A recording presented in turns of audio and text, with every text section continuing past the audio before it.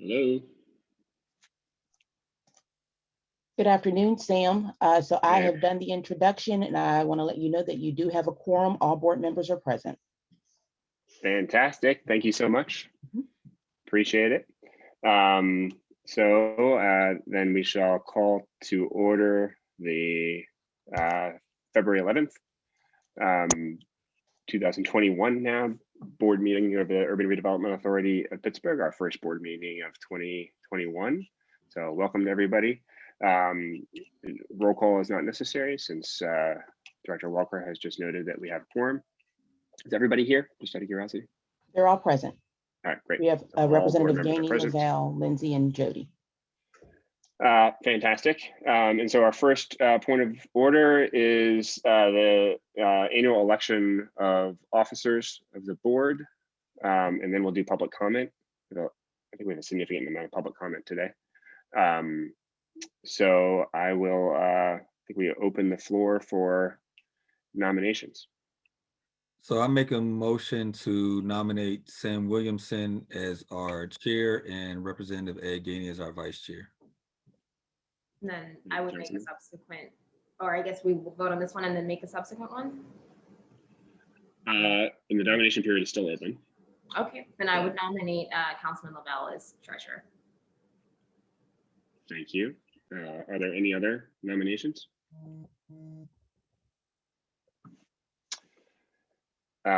If there are no other nominations, then we can close nominations and take a vote on the nominations on the floor, which is to elect me as the chair, Representative Gainey as vice chair, and Councilman Lavelle as treasurer. Is there a motion? So move. Is there a second? Second. All those in favor?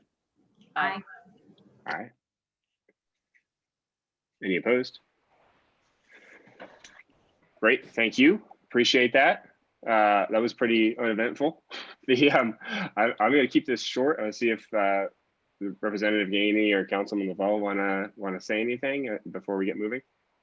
Daniel. Sorry, I was looking at a note. Say it again. Sorry. Congratulations, Treasurer. You want to say anything? Oh no. Thank you. I thank you for being nominated. I look forward to serving in the official capacity, and I look forward to working with this wonderful board. And I thank you, Chairman, and you, Representative, for your continued leadership. I want to thank the chairman, Sam, who I think has done a great job as leader. Want to thank the rest of the board members as well, and just look forward to serving. Thank you. Likewise, we got a lot to accomplish today, so I would also keep this very brief. But thank you for your trust and confidence. Look forward to continuing on in this role. I also want to thank our leadership, Executive Director Flistrom, Director Walker, and the rest of the leadership for all the incredible work that people are putting into this organization. I think we at a board level and with the new leadership of the URA over the last couple of years, we've really worked very hard to ensure that the culture of the URA from top to bottom really is one focused on equity, inclusion, and achieving economic justice for people across the city of Pittsburgh. As the Economic Development Authority of Pittsburgh, we're charged with essentially intervening in the economy and trying to ensure outcomes that the private market on its own would not achieve. And so from an intensified focus on affordable housing to an intensified focus on workforce inclusion, the creation of good jobs, investments in Black-owned businesses across the city, I think what we're seeing from this URA is one, as a much more focused effort to right the wrongs of our economy and achieve an economy across the city of Pittsburgh that actually works for everyone and not just a select few. And I look forward to continuing that work with all of you and the leadership of the URA. That would take us into, unless anybody else has anything you want to say. Right, that's all we have to do during our annual meeting, right? That's it. All right, then I think we're on to public comment. And so we have actually a couple things I have to read that were actually submitted for our last board meeting from the December 2020 board meeting, but were, sorry, phone is ringing, but were received after the board meeting. I think they came in like the day after the board meeting. First is from Matt Peters regarding Hazelwood Forest. And the letter reads, I'm a resident of Hazelwood, homeowner since 2010. I'm active in my community, serving as chair of the urban ag team since 2012. I manage the community gardens program for the neighborhood. One of four in the neighborhood, being the former YMCA, is adjacent to a proposal that the URA is in the process of considering, which is the Woods Village proposal from Oak Moss Consulting. The proposal offers many appealing aspects that meet the needs of the community, providing an intimate human scale approach to business development, job training, and other elements. But in the one element of its proposed location, the proposal does not meet the standards set forth in our planning documents, and I would like to discuss this with URA before your decision is made. The proposal as presented is not consistent with our neighborhood plan, which emphasizes the priority for businesses and retail development along 2nd Avenue corridor. There's also an agreement made between these developers and the neighborhood residents when the Woods Housing Pub was being renovated to seek to minimize noise and traffic up in the residential area. This proposal is clearly counter to that promise, as it seeks to do the exact opposite. This proposal targets a patch of land that is well into the process of recovering to forest, while neglecting the abundant, truly vacant land in the vicinity that needs to be developed first. The proposal is also counter to the goals stated in the Climate Action Plan, which begins the chapter on forest with the recommendation that the city must halt the conversion of forest canopy for development, as well as, again, counter to our own neighborhood plan, wherein the chapter on infrastructure discusses the importance and need to value our forest. And our forests do indeed have value. Beyond the ecological services that forests provide, in terms of filtering the air and absorbing stormwater, the value per acre already ranks in the millions of dollars. In addition to that, a study published by the Penn State Agricultural Extension in 2017 found that managing a forest in the production of ginseng, what the study describes as a wild simulated manner, can yield over $43,000 per acre per year. It continues on and concludes, I'm going to summarize because it's more than 2 additional pages I see in this letter, with a greater additional detail on the forest plan and the need to retain forest canopy, and concludes by saying, I urge you to deny the sale of these lots to Oak Moss. Alternatives are available, and I would ask the agencies involved work together to find solutions to the problem of sacrificing our forests bit by bit. Again, that was from Matt Peters, and it was received in December, but after the board meeting. The next is from Jason White-Lido. Again, this is from the December board meeting, but received late, who says, after 6 years operating in Hazelwood, 3 Rivers Village School is in the process of moving into the former YMCA building on Chatsworth Avenue next to Lewis Parklet.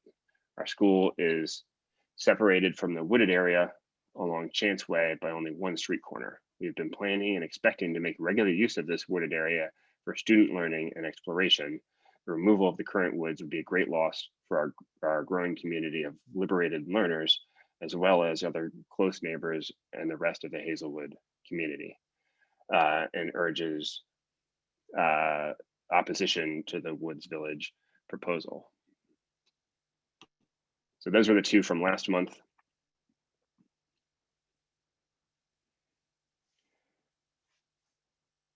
Now getting to the current public comment.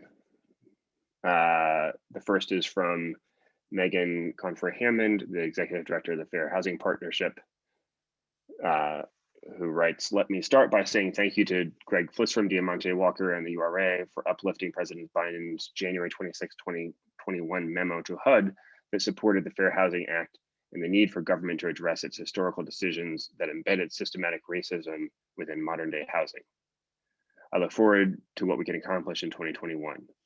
Regarding agenda item 7C, which is additional funds for flats on Forward, we understand that Pittsburgh has both a need for affordable housing and that Pittsburgh is racially segregated.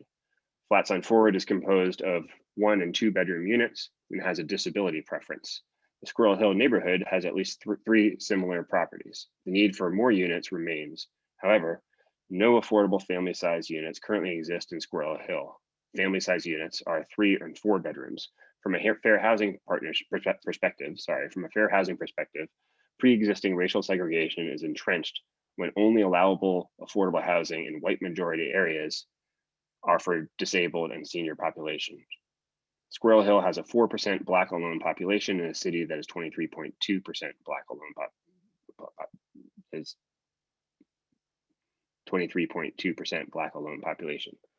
I'm asking that a lens of racial equity is applied, and in the ask for additional monies for phase 2 on Flats Forward is made provisional on a good faith effort to pursue an allowance with the project's other funding to reconfigure the layout to include even 2 3-bedroom units. I understand that 3 to 4 bedrooms, single family homes and townhouses are under development in other city neighborhoods. However, single family homes and townhouses are inherently not accessible. As a result, low-income families who have a member with a disability are forced to choose between accessibility or overcrowding because of the lack of accessible 3 and 4 bedroom units. Additionally, Flats Forward is located next to a high-performing public school. Regarding agenda item 5A, which is the RFP for the Housing Opportunity Fund Legal Assistance Program, that the RFP allows for legal assistance for low-income tenants whose evictions include non-payment of rent, not evictions that are solely due to the non-payment of rent, to best serve the city's low-income residents who are facing homelessness through no fault of their own. Next is from Ann Wright of South Oakland regarding the legal assistance program for tenants. Ann Wright is the Director of Community Mapping and Engagement at the CMU Create Lab. And she writes, the legal assistance program for tenants should not be limited as presently proposed in the program guidelines. Rather than limiting funding for representation to cases involving non-payment, habitability, or security deposits, funding should be available to provide representation on all eviction cases, except for those particular categories of cases where the URA explicitly does not wish to provide funding or for representation. Here is the basic revision that we believe should be made to the program guidelines. Full legal representation program administrator will be responsible for providing one full-time, full legal representation through the entirety of the legal proceedings, including appeals, as it pertains to eviction cases, except that funds may not be used in cases where the tenant has engaged in violent or drug-related criminal activity while on the premises, threatened the health or safety of other residents, significantly damaged or posed an immediate and significant risk of damage to property, or violated an applicable building code, health ordinance, or similar regulation related to health and safety. This essentially tracks the exception language in the CDC eviction moratorium. Thank you for working towards providing this program. It will help many residents stay in their homes. Then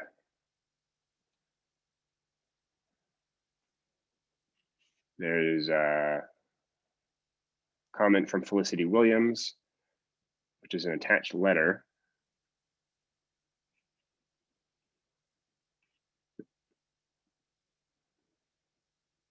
And I'm trying to find it, sorry. And then the last one I think is the monthly update from Lance Harrell, the CSIP project administrator for the Lower Hill EMC. Okay, here are the letters. So the letter that was submitted by Felicity is a letter actually from Marimba Malayans, President and CEO of the Hill CDC. I'm happy to read the entire thing. It's 3 pages long, but I'll just go ahead and do that. We have a great and exciting announcement coming up that we're going to figure out a way to do public comment live, which I'm very much looking forward to. Okay, so the letter from Ms. Malayans says, on behalf of the Hill District's Development Review Panel and the Hill Community Development Corporation, as the RCO for the Greater Hill District, we offer this update on the status of non-compliance for Lower Hill Block G1 development proposal with regard to the Greater Hill Master Plan and the Community Collaboration and Implementation Plan, or CSIP. The role of the CDC, DRP, and RCO. The mission of the Hill CDC is to work in partnership with residents and stakeholders to create, promote, and implement strategies and programs that connect plans, policies, and people to drive compelling community development opportunities in the Greater Hill District. The Hill CDC is responsible for facilitating the implementation of the Greater Hill Master Plan, specifically addressing any community concerns regarding development and redevelopment and economic opportunities in the area. The DRP is the Hill District's unified and comprehensive community review process that gives every Hill District resident a voice in the redevelopment of their neighborhood. It's a partnership with 6 Hill District community-based organizations: the Hill District, the Hill Community Development Corporation, Hill District Education Council, the Hill District Ministers Alliance, Uptown Partners, the Hill District Consensus Group, and the Center That Cares, that streamlines community level review while assuring transparency and sufficient community feedback. This process is facilitated by the Hill CDC Programs and Policy Manager. The Hill CDC is also the registered community organization for the Greater Hill District, the boundaries of which are defined by the GHDMP. This project is included in that geographic boundary.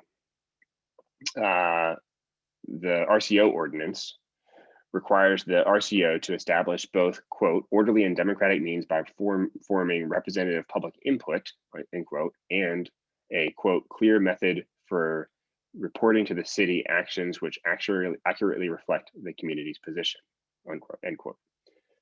The Hill District community has already established both of these requirements in our community review process and has integrated it with the RCO regulatory requirements. The Hill CDC, in fact, included the DRP process in our RCO application and have communicated to our community that this is the process that we would follow to ensure transparency and sufficient implementation of community vision and goals. DRP project status. So in April 2020, Block G1 received failing scores against both the GHDMP and the CSIP. With regard to the GHDMP, the project received a 75% or C, and with regards to the CSIP, the project received a 68% or D. As you are well aware by now, a passing score in the Hill District is a minimum of 80%, as we want to ensure that there is high quality development in our community and that there is sufficient alignment with our community's vision as articulated in our guiding documents. In May 2020, the DRP committee met with Buccini Pollen Group and Pittsburgh Arena Real Estate Development / Penguins, the development team, and gave guidance on the areas of the proposal that the plan scored poorly in, as well as their concerns about the project. The GRP committee then requested documents to demonstrate progress in these areas prior to presenting again. Unfortunately, in June 2020, what the development team submitted failed to meet the DRP's requests. The DRP committee did extend invitation to attend the July 2020 DRP committee meeting to discuss what barriers and challenges the development team had to meeting these requests. However, the development team declined to attend and instead stated that they would do their best to keep in touch as events progress. The development team did not re-engage the DRP process until November of 2020, at which time the DRP committee reiterated the unmet requests. In January 2021, the development team once again submitted a response that failed to meet the DRP's requests. The DRP committee unanimously voted, one member was absent, but also has a conflict, that the documentation provided to demonstrate the progress in the areas of the GHDMP and CSIP, where the proposal scored poorly, did not evidence sufficient improvement. As such, the project is not prepared for a second presentation that would result in anything other than another failed score. The DRP committee once again extended the invitation to attend the February 2021 DRP meeting to discuss what barriers and challenges the development team had to meeting those requests. This time, the development team agreed to attend and met with the DRP committee members. Unfortunately, the development team spent too little time explaining their barriers and challenges. Instead, the meeting was spent with the DRP committee members reiterating their requests for a third time. The DRP committee is still awaiting complete response from the development team to determine if the project is prepared to present again. As such, progress is stalled.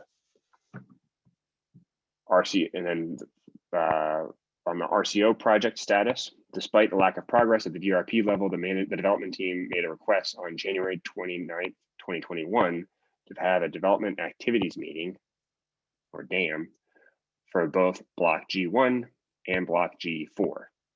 I want to note that a proposal for Block G4 has not yet been submitted to the DRP. After explaining the integration of our success as enumerated above and the lack of progress at the DRP level, the development team is insisting on pushing forward with a DAM. I want to be clear that the scheduling of this DAM will be at the objection of the Hill CDC, the RCO, as well as the DRP committee to the lack of compliance with our community plan and the community benefits agreement for the Lower Hill site.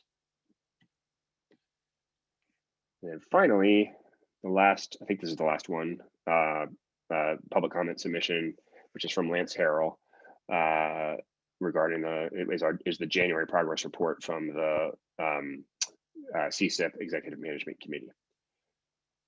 And it reads, during these challenging times of COVID, the EMC board is working diligently with all Lower Hill stakeholders in the community to achieve the goals of the CSIP. At this time, unfortunately, best efforts have not been demonstrated.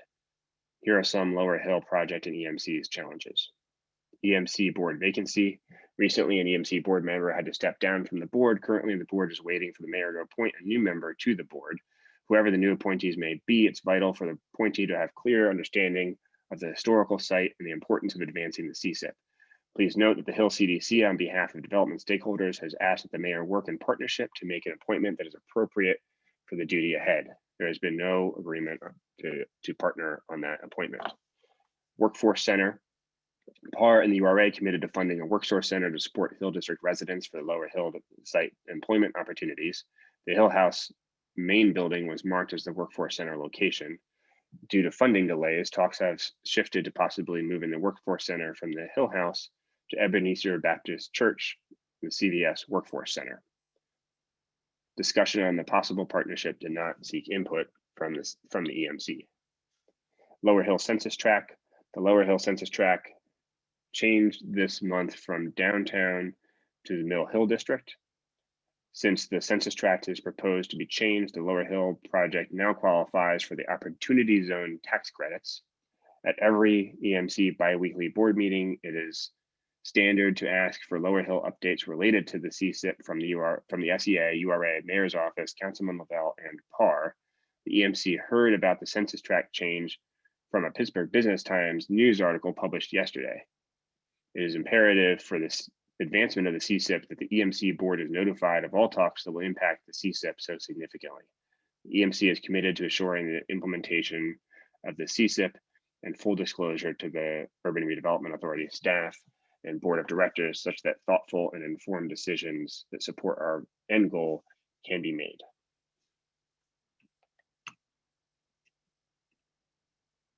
All right. Thank you. Is that, I think I got all of them. Yes, that's all the public comment. All right, thank you.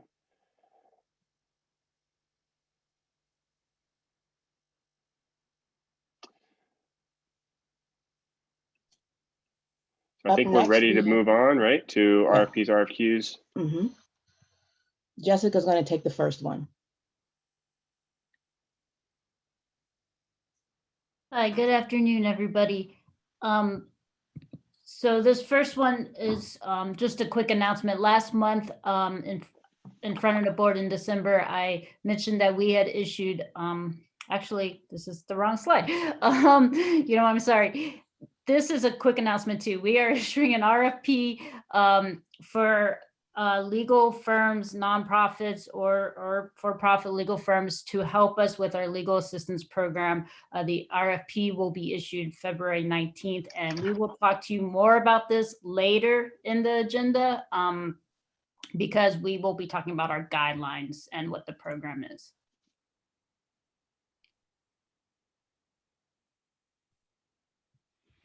Thank you.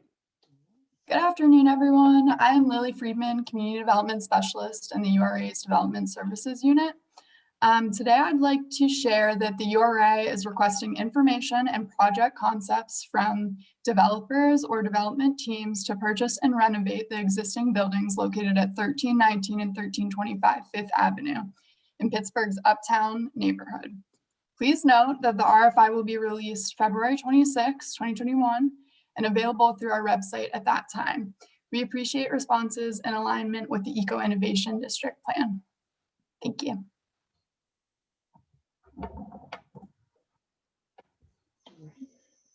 Hi, this is Paul Martinchik from the URA Engineering Department. I'd like to announce we're going to be requesting construction bids for the Summerset at Frick Phase 2 park construction. So this is the final piece of the development of the Summerset at Frick development, and it's a 2-acre park. I'm going to have open lawn space, landscaping, trees, gazebos, accessible walkways, a trellis garden, park benches, site lighting, and some other features. And it's designed to integrate into the neighborhood and provide another open green space amenity to the city of Pittsburgh. Ultimately, the park will be dedicated to Frick Park and will be an extension of Frick Park. It was designed by LaQuatra Bonzi with public participation. I'd like to acknowledge the various stakeholders who participated, the local Summerset Neighborhood Association and all the other groups in the 9 Mile Run Watershed Association who participated. The estimated construction cost is $1.3 million. We should be releasing the bid packages around the end of this month, beginning of March, and give about a month for bid preparations. The funding sources include the tax incremental financing from the development, a grant from the Greenways, Trails, and Recreational Program, and donations from the Summerset Neighborhood Association. Again, I'd like to acknowledge the Neighborhood Association who are contributing $500,000 to this project. Just a point of clarification, that's 1.3 million? Yes. Okay, cool. Thank you.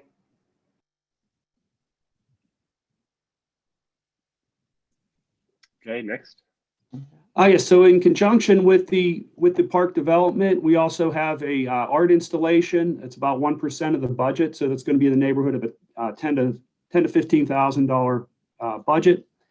So we're doing a call for artists to design and construct the artwork in support of the park. They will be announced on our website somewhere here in the next couple of weeks.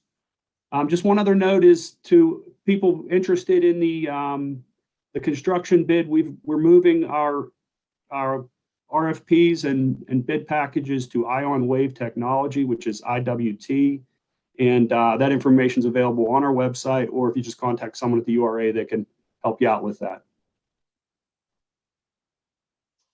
Okay, thank you. Thanks, Paul. Thank you. So I'm pleased. go So ahead. Daniel Grantham is here. He's going to make a major announcement that Sam alluded to earlier regarding the URA moving to live public comment to be consistent with the City of Pittsburgh departments and City Council. So Daniel, I'm going to ask that you stand up and update us on how we will manage not only live public comment, but also the availability of American Sign Language services. Hi, yes, thanks, Diamante. Good afternoon. Starting in March, members of the public will have the option to provide public comment in real time at virtual URA meetings. Those wishing to provide live public comment must pre-register via the public comment form located at that web address right there, tinyurl.com/URA board meeting by 1 p.m. on the day of the board meeting. Note that your URL does redirect to ura.org. During the meeting, registered commenters will be given 3 minutes to address the board, and an on-screen timer will be displayed so that commenters can keep track of their remaining time. Please note that while we will be doing live public comment, we will also continue to accept comment in writing. To do so, simply follow the same set of instructions for live public comment, and you'll have the option on the new public comment form to select the option submit comment in writing, and then to submit that comment in writing via that form. Finally, March also marks the start of our live ASL interpretation during URA board meetings. We thank you for your patience and flexibility throughout the course of this unprecedented year and look forward to bringing you an improved board meeting experience in the future. Thank you, and I'm happy to answer any questions. Thank you. I'm very much looking forward to this, although I'm sure you all will miss my theatrical readings of all the public comment we receive. Thank you, Daniel. That's great news. Next is a couple more announcements, right? Jessica Smith Perry has an announcement regarding the 2021 9% LIHTC deals. Yes, this is the announcement I thought I was doing a second ago. So last month in December, we announced that we had issued an RFP for to know which developers were planning to apply for 9% low-income housing tax credits in 2021. That application is due on March 6th. And we had received 4, which we announced in December, which is Cedarwood Homes in Ferrywood, DeLetchi School in the Hill District, Hilltop Homes in Allentown, and 4800 block of 2nd Avenue in Hazelwood. But right after our board, we received another application where the developer was unaware of our deadline. And this is from Telesis Pittsburgh, and this is for a project in East Hills, which is a preservation deal. It's called East Hills West Reagan. It would be the preservation of 91 affordable units, all at or below 60% area median income. And so what this announcement is just to announce that we received it and that the URA does plan to support all 5 projects when they go in for their tax credit application at the beginning of March. Thank you.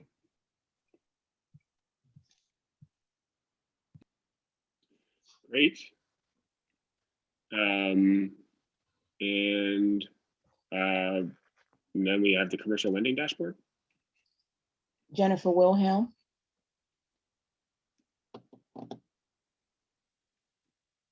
Jennifer, you're muted. Can you hear me now? Yes. Yep. Sorry. Okay. Good afternoon. I'm Jennifer Wilhelm, the Director of Commercial Lending. We are debuting a new dashboard look today at the meeting. We're highlighting our January lending statistics thus far for the year. As you can see, we have been very active. We have closed on 6 loans already, and 100% of those loans, I'm very proud to say, have gone to women and minority-owned businesses. We are also going to start showing some metrics on Invest PGH, because while it is a different organization, it is also staffed by the URA's lending team right now. So we do want to show that production because our staff is working very hard to close loans for Invest PGH right now as well. We have 2 companies that we're highlighting that we have recently invested in: Cosmos Technologies, which is a wastewater engineering firm, and Woods House, a new restaurant, a Scottish pub that happens to be in one of the oldest existing structures in Pittsburgh. It's a very beautiful space. It is open now for dining, and they are both very exciting projects that we helped support. Cool, thanks. And now the housing dashboard. Yes, this is the dashboard that we show every month related to rental assistance, our housing stabilization program. And you can see we are up to 2,500 applicants served through the program, which we're super excited about. You can see all the money that has gone into the program. We have about 3 million more in this particular program, which will carry us a while longer. You can see that 86% of the recipients are minorities and 72% head of household. And additionally, a lot of people have read in the press recently, more rental assistance money is coming to the region through the Coronavirus Relief Fund. The city is getting 9 million, the county's getting 27 million. The city and the county are working together to get those funds deployed through a central system with the county and Action Housing. So that will also be available to help Pittsburgh's residents as well with their housing needs. And also want to quickly advertise that as part of these numbers, we still have money available for mortgage assistance. So if you do know any homeowners in the city that are struggling with their mortgage payments right now due to COVID economic issues, please refer them to us for that program. And I do want to do one more just quick public announcement. We have been notified by several of our customers, especially homeowners who have participated in our homeowner repair program, that they are receiving pink cards that looks like it's coming from the URA. It says, please call regarding an issue with your mortgage, but it is a plain pink card. It is not on URA letterhead, and it's not coming from the URA. So I just want to get that public message out there that these are not coming from the URA. We're going to be, putting that on social media and doing some mailings as well. But if you or anyone you know receives a card, the pink card that says it's from the URA, and you have any questions about that, please give us a call, because most likely it is not. That's crazy. Yeah. I had a question about the ineligible folks for the HAWK program. I know that we talked about this in the past, and a lot of it is just, folks not living in the city, but could you kind of go in a little deeper for me about who these folks are? Sure. It is almost all folks not living in the city. Like that's why this sort of screenshot is we probably need to think of a different way to show it, because I would say about 85% of it is folks, not in the city. There might be a rare situation where somebody else is turned down if their landlord is not, cooperative or something like that. I will say that particular issue has been an issue across the board, across the country. And with some of the new funding coming into the city, everybody's working on resolving that. And the Coronavirus Relief Fund actually is going to allow Action Housing and the other providers to pay tenants directly if their landlord will not take the funding. So there's a couple of things like that that we're still working on, but 80% of that number you see up there is just strictly because they live outside the city.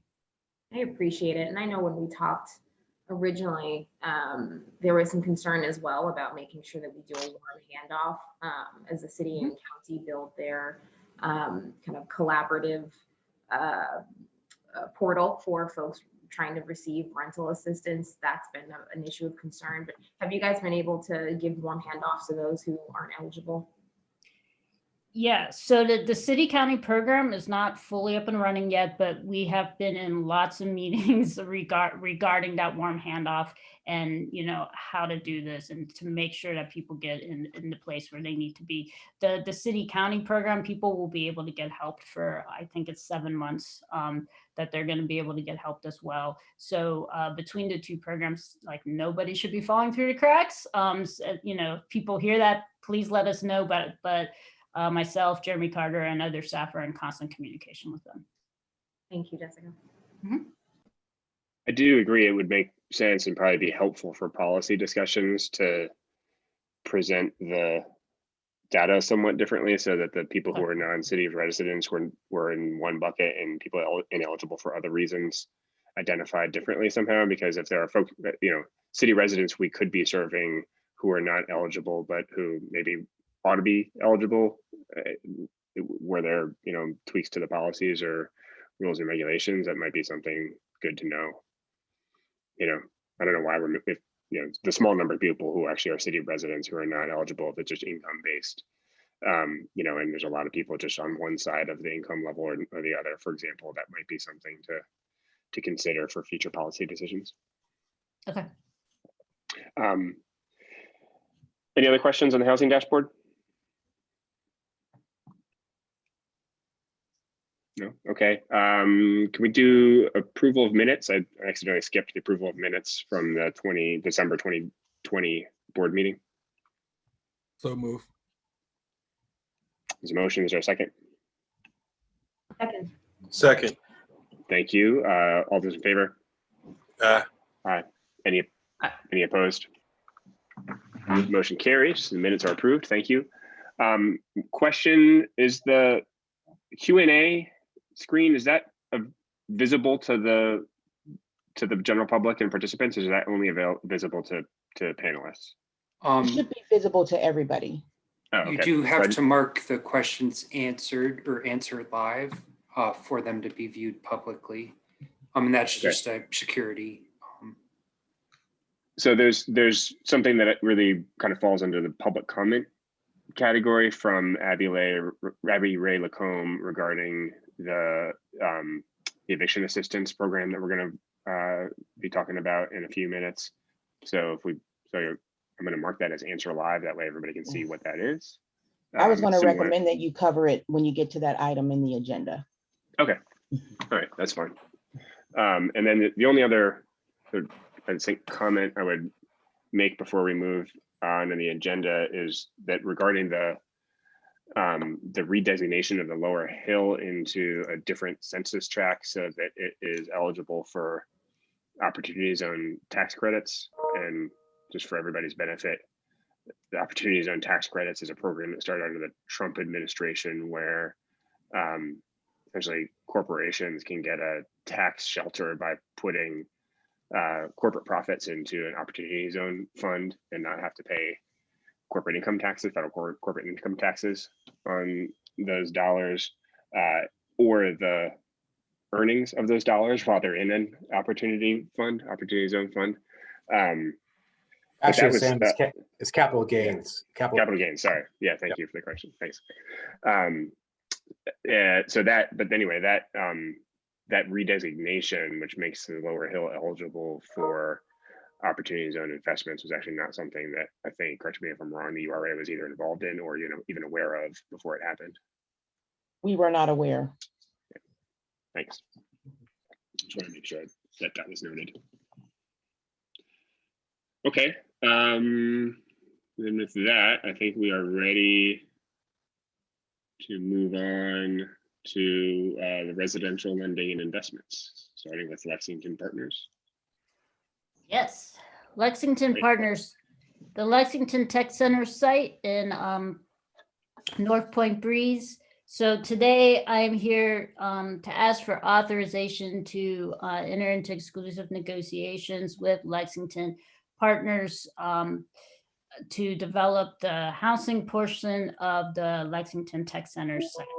So some of you may remember that in 2018, URA did a request for proposals for developers for the Lexington Tech Center site. We received 4 or 5 really good plans at the time. The community vetted all of the plans, and together Lexington Partners was jointly selected to develop the site. Lexington Partners consists of Icon Development, who's working on the commercial portion of the site, and KBK Development, who's working on the residential portion of the site.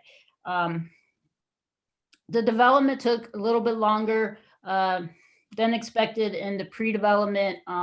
There was a very robust community process around the development of both the commercial and the residential, and there was a lot of fundraising to be had. And the exclusive negotiations originally expired in 2019, but it was extended until June of 2020, at which time the commercial portion of the project did close. The residential was still doing some fundraising for their budget, and one of their funding sources decided to no longer pursue the development. Therefore, last year, KBK was not in a position to submit a 4% low-income housing tax credit. The 4% tax credit is the means of, one source needed to do a deal like this. This deal is mixed income. It is 125 rental units with 50 of those units affordable. And so you can see 50 of the units are affordable. The other 75 are market. There's also 25 for sale homes. So together, the rental and the for sale total 150. The 4% credit will bring in equity to help with the low income units. And it will be matched then with private debt. So it is important that the developer apply for this funding source. This funding source is not like the 9%, which you saw in an earlier slide. It does roll throughout the year with PHFA. However, PHFA does require, Pennsylvania Housing Finance Agency does require that all applications for 4% be submitted by April 1st for them to consider it by June. And then it's tax law that the deal would then have to close in the same calendar year that it was awarded. So it would then have to close by December. So today's action is to, since exclusive negotiations expired in June, is to basically give exclusive negotiations back to Lexington partners so that they can apply for 4% tax credit application by the PHFA deadline of April 1st. If the development is not in such a situation that it is fully funded by an April 1st application to PHFA, then the exclusive negotiations will expire at that point. If the application does go in to PHFA and PHFA accepts it, the exclusive negotiations will be extended through the end of the calendar year, December 31st, so that the development has time to close the financing. Are there any questions?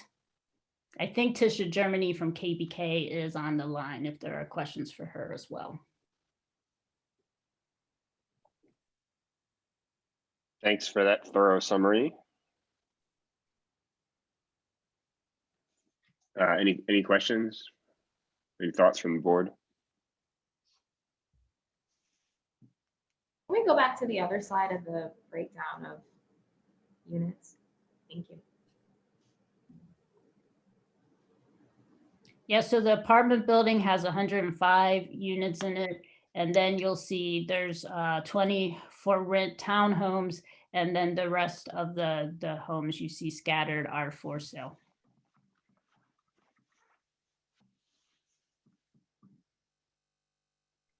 And a question, I'm sorry, a question about the 24 sale cluster homes. Will those all be market, or is there opportunity to do some of the kind of layered support that we've done in the past for these to be under market for folks? Yeah, I would ask Tisha Germany if she's on the line to answer that question. I think there's opportunities for both. I think that creating some opportunities for some of them to be under market can definitely be there, but there is also a desire for some of them to be market as well. Understood. Thank you. Great. So the idea here is there's, if in the next essentially month and a half, the LIHTC application is submitted to the state, then we'd continue exclusive negotiations. But if it is not, then essentially the funding isn't going to be there to make this happen, and we'll be back to the drawing board trying to figure out what to do with this parcel. Yes. Okay. I mean, it makes sense to me. Motion to approve. Thank you. Is there a second? Second. All those in favor? Aye. Aye. Any opposed? Motion carries. Thanks. Thank you.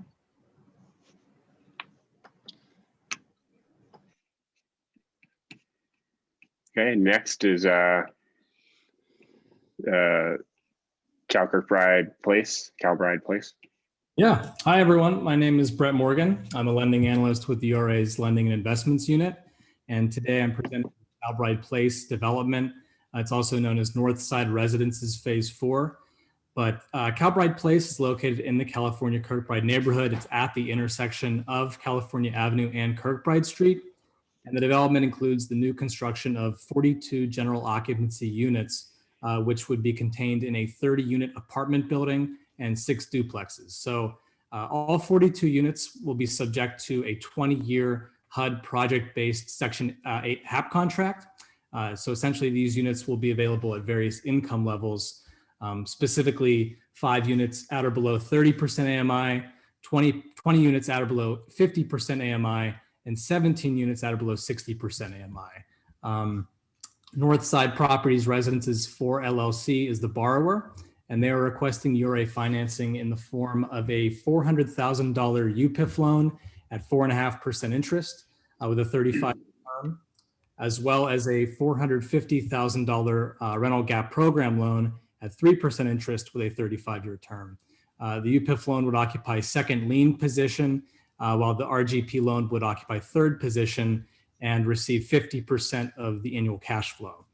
So with the RGP loan, deed restrictions would then be recorded on the 5 units at or below 30% AMI and the 20 units at or below 50% for a period of 40 years. So the other financing in the development includes a first mortgage loan from PHFA for just north of $3 million and a reservation of 2020 9% tax credits. So Colden Enterprises Incorporated, which is a subsidiary of Dollar Bank, will act as the credit investor. They'll be contributing approximately $11.7 million in tax credit equity, and Dollar Bank would be providing an equity bridge loan in the amount of approximately $9.6 million. So that's all to say that the total development cost is going to be just north of $15.6 million. But regarding the development team, as I mentioned, Northside Properties Residences 4 LLC is the borrower. The ownership entity is Northside Properties R&S LLC is the managing member, of which Sarah Mystic and Bob Mystic are principals. Ralph A. Falbo Incorporated is the development consultant, and Urban Strategies Incorporated is the nonprofit applicant, but they're also providing services to residents, including specialized case management, financial literacy workshops, as well as some employment readiness workshops, among other programs. So at this point, I'd like to introduce Sarah Mystic and Bob Mystic with Northside Properties R&S LLC, in case there are any questions from the board. Thank you.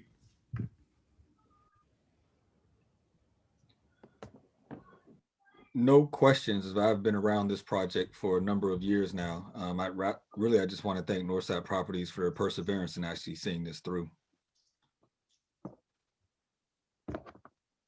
I had a question, I'm sorry.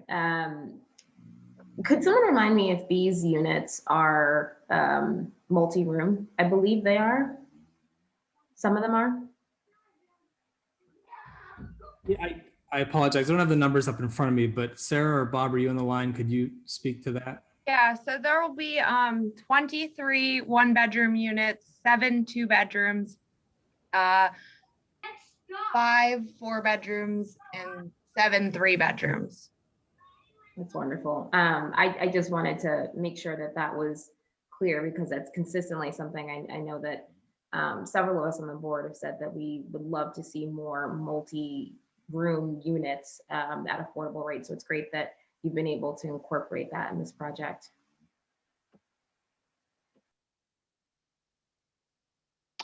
Totally agree. Any other questions? Sarah, Bob, anything to add? Thank you. Yes, thank you. All right, so if there are no other questions, then I think a motion would be in order. So move. Second. Motioned and seconded. Any further discussion? All those in favor? Aye. Any opposed? Motion carries. Thank you. Now we get to Flat 10 Forward. Yes, and I do want to say, if Sarah and Bob are still on the line, congratulate them and thank them for all their work, and highlight what they're doing in the north side, and then what we're doing in other neighborhoods as well, like this project you're going to see here. You know, in the north side, even though the project Brett just talked about, that final phase was new construction, the first 3 phases was almost 300 units of strict preservation, keeping people in their homes, you know, keeping them in their units and rehabbing and preserving. And the URA, we do both. We do the rehab, the preservation, and we do the new construction. I know everybody knows that, but I just kind of wanted to emphasize it, because we spend millions of dollars each year on preservation and deals like the Northside Properties. And then we also spend millions building new units and trying to chip away at that 20,000 unit shortage that we have in the city. So this particular project here, the Squirrel Hill South Flats on Forward, this is a project that the board saw in April of last year. The project has not yet closed. This is a project with Action Housing. It is a 43-unit new construction development right at the corner of Murray and Forward Avenues in the heart of Squirrel Hill. It has ground floor commercial. You can see the building in front of you. It's almost a $26 million total development cost building. The units are all affordable, at or below 60% area median income. There are 37 one-bedroom units and 5 2-bedroom units in the building. 6 of the units are UFAS accessible. The units will have a preference for individuals with disabilities. When we brought this to the board back in April, the developer was still fundraising. This project has a couple of really high costs associated with it. One is it's in Squirrel Hill, and Action Housing paid over $2 million for the site. This was the site of the movie theater in Squirrel Hill, for those of us that have been in Pittsburgh for a while. So they paid over $2 million for the site. Additionally, there's a street behind this building, or behind where this building is going to go, called Mayburn Road, which has a vacant vault underneath it, which is creating stability issues for the street. And those stability issues are creating at least $1.25 million in repair. Additionally, COVID economy has hit this project hard as it relates to construction costs and pricing. So Action Housing have spent the last 6 months fundraising for this project, and they have brought in additional sources of funding, such as RCAP. They've brought in the FAIR funding from PHFA. They're working with PHFA on a mixed use funding source. They brought in additional home dollars, so not just the URA money, but home dollars from the state of Pennsylvania. They're also working on Federal Home Loan Bank and a couple other funding opportunities. They've brought in some philanthropy dollars as well. And Action Housing has also agreed to commit over $500,000 of their fee, and they are also bridging some of these resources as well, all in an effort to get this project moving and rented, built and rented affordably. Most developers, I think, when they were faced with some of the costs that Action was faced with, would have either abandoned the project or would have rented the project for high market rate rents to cover additional debt service. So Action came to the URA a couple months ago and said, you know, we have done everything we can do. We're fundraising all these additional sources, and we still aren't quite able to cover all of our costs. At the same time, District 5, Councilman O'Connor very graciously allocated some additional funding to the Housing Opportunity Fund for 2021 as well. This project is in his district. So the request today is to increase the loan from 1.25 million to 2 million, which will need a board waiver because it will be going above our rental gap program guidelines, which caps loans at 1.25 million per project. And one thing we have talked to Action Housing about is, as part of the URA's consideration of this request, you know, this project is in the heart of Squirrel Hill. And we really want to make sure that Action is very intentional in affirmatively furthering fair housing. The term affirmatively furthering fair housing was a term that came during the President Obama's administration, which means, you know, you don't just support fair housing, but you go above and beyond to market it and to report and to make sure that you are truly abiding by the spirit of the Fair Housing Act from 1968. And so when our last president came into office, those words were actually taken out of the HUD vernacular. But when President Biden came into office a few weeks ago, he immediately put the words back in the HUD vernacular via a memo that Megan mentioned in her public comment. And so Action Housing has agreed to work with the Fair Housing Partnership and with the Housing Opportunity Fund Advisory Board to really try to promote fair housing and make sure you know, that they do their marketing and everything in a very equitable way. So just in sum, the actions for today is to increase the loan from 1.25 to 2 million to get the with a waiver of RGP guidelines associated. And then the second portion of this too is even this action alone doesn't quite fill the gap in the deal. The URA already has $1 million of Pittsburgh Development Fund debt on this project that we had lent to Action Housing a few years ago to help them buy the site.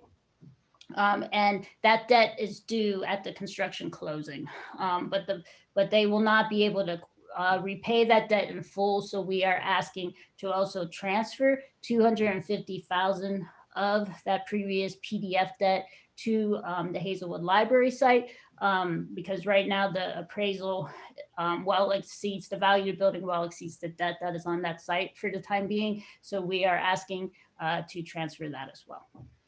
Thank you. Lena Andrews from Action Housing is on the line if there are any questions. Thanks.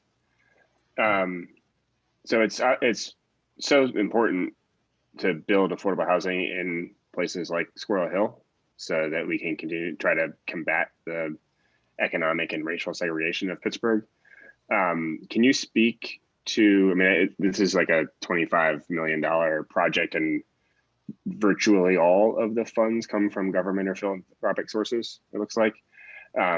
You know, and you mentioned the difficulty in fundraising to actually make this project happen. Can you speak a little bit to the request that was made during public comment to include 3 and 4 bedroom units in this, and or maybe the developer can speak to that request, kind of answer whether speak to the financial challenges that have been faced already, and that question in the context of those challenges and the cost of developing in a place like Squirrel Hill, I imagine, are all sort of interrelated. Sure. I'll give a real quick summary of that, and then I'll pass it over to Lena to elaborate from the developer's perspective. But this is a corner site on Forward and Murray that is relatively small in nature, and the configuration of the building that the architect went through, he went through several versions, and I know he tried to kind of piece things together and came up with a 1 bedroom and 2 bedroom mix from a configuration standpoint. Lena can talk a little bit more from just from what Action does in general and what they know of unit types and family demand and things like that. But also just from a standpoint of where we are today is that the project is, of course, drawn. It's been through construction bidding and is finalized through the PHFA process. So at this point, it would be very difficult, really probably impossible, or would delay the project for a year or something to be able to reconfigure it, because then the Pennsylvania Housing Finance Agency will go through all its calculations and it'll affect the equity amount. But I will pass this on to Lena to talk a little bit more about Action's experience with this particular question. Okay, great. Thanks so much for having me here. And I wish we could build family housing all over Squirrel Hill. We know there's a very high demand. We own the building next door, Krause Commons. That's another LIHTC project that we finished 2 years ago, and it has a very long waiting list. We try to maximize the number of 2 bedroom apartments that we can put into our buildings. And I will say in our other building, we have a number of single parents with kids living in our 2 bedroom apartments, but it's sort of a balance between maximizing the number of households we can serve and the size of the unit. So we've worked with our architect to do that. And we do have 5 2 bedroom units in this building, but it just wasn't the best site for 3 and 4 bedrooms. And we'd love to do that somewhere else. We continue to look for sites, but that's just where we are right now. Yeah, thank you.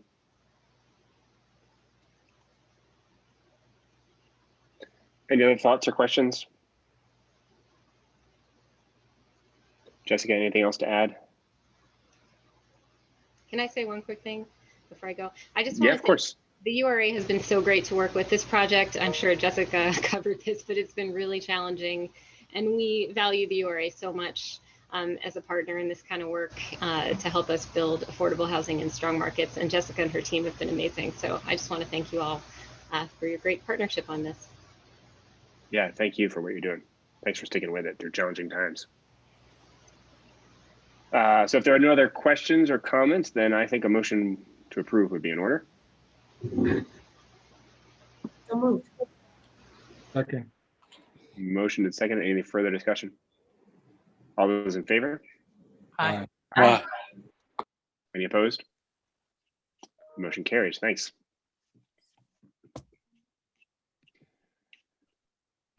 Okay, next. This is going to be Jeremy Carter. The HSP program, right? Jeremy Yes. Carter.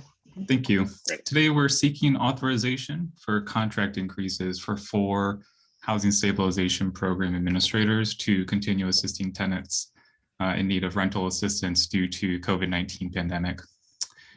The funding awards presented today are sourced out of the third round of CDBG coronavirus funding from the CARES Act. The funding will be used for rental and utility assistance for households impacted by COVID-19 and associated economic impacts.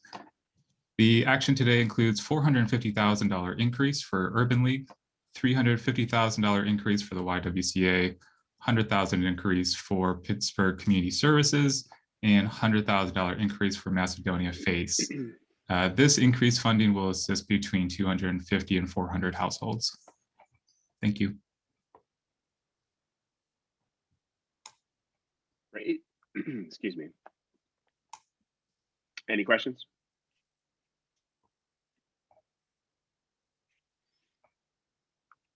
Just a comment. I'm on the board of the YWCA, so I'm going to abstain from this vote, but in spirit, obviously very supportive.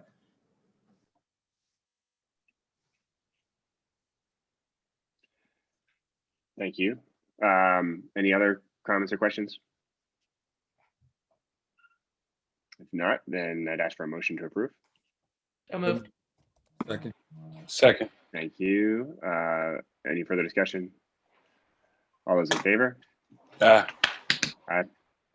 Any opposed? Motion carries, and let the record show that Director Powell abstained. Okay, similarly, we're also seeking authorization today to enter into new contracts with the current Housing Stabilization Program administrators with non-federal funding sources. The awards presented today include $40,000 award from Wells Fargo funding and $75,000 from Richard K. Mellon Foundation for NeighborWorks of Western Pennsylvania to provide rental assistance in the Housing Stabilization Program. Additionally, we're seeking authorization for $150,000 grant or award to the Urban League of Greater Pittsburgh and $100,000 to the YWCA, sourced from FAIR funding. These awards will be used for rental assistance for households who do not meet CDBG COVID requirements. Thank you. Okay, thank you. Questions, comments, or motions?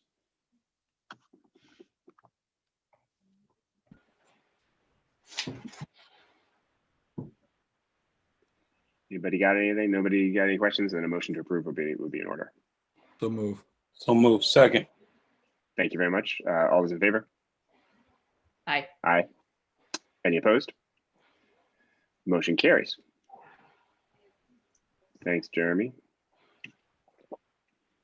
Next It's me item. again. All right, keep going. All right. Okay. In the 2021 annual allocation plan, the Housing Opportunity Fund Advisory Board voted to include legal assistance as an eligible line item in the 2021 HOF allocation. In December 2020, the final allocation plan was approved by the URA Board and City Council. During the month of January and part of February, the URA staff hosted a series of 11 roundtable discussions with various stakeholders to solicit feedback and recommendations of the legal assistance program guidelines. We heard valuable feedback from legal service providers, tenant advocates, immigrant and refugee advocates, and fair housing representatives. In our discussions, we heard a few common themes around the most requested legal assistance needs, which included but was not limited to eviction, student non-payment of rent, implied warranty of habitability, and issues with security deposits being returned. We also heard that there's a need for homeowner assistance with tango title and foreclosure prevention. We also heard from nearly every group that a holistic approach is preferred as to not create more siloed programs and services that do not work well together, and that a more flexible funding structure was desired. We have taken these recommendations into consideration and have developed a robust legal assistance program for tenants and homeowners that include pathways to obtain financial assistance for tenants, homeowners, and landlords.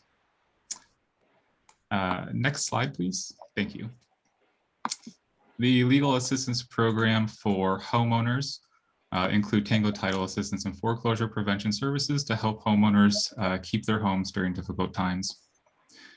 While we currently operate Tangled Title out of Homeowner Assistance Program, this will now be included in the Legal Assistance Program. The program will also offer foreclosure prevention, which may include options such as mortgage modifications, repayment plans, or enrollment in special forbearance plans. Coordinated entry will serve as the front door of this program and will triage calls from tenants and homeowners to determine if they might be eligible for legal assistance. That coordinated entry will then send the appropriate referrals directly to legal assistance providers. It's important to note, coordinated entry will screen for the preliminary eligibility, and the legal assistance providers will determine the final program eligibility for services. I'll run through the next slide and then we'll come back to the action. Legal assistance for tenants will include 3 services in addition to coordinated entry: mediation, limited legal consultation, and full legal representation. Mediation will be offered to tenants where both parties, landlord and tenant, agree to mediate their issues with the assistance of a trained third-party mediator. The service will help address landlord-tenant issues involving non-payment of rent, implied warranty of habitability, and security deposit returns. If there are rental arrears involved, a direct referral to the Housing Stabilization Program will be offered so that tenants may obtain rental assistance. If there are habitability issues and the landlord is unable to finance the repairs, a direct referral to the URA's Small Landlord Fund will be offered, which can provide financing for affordable housing home repairs.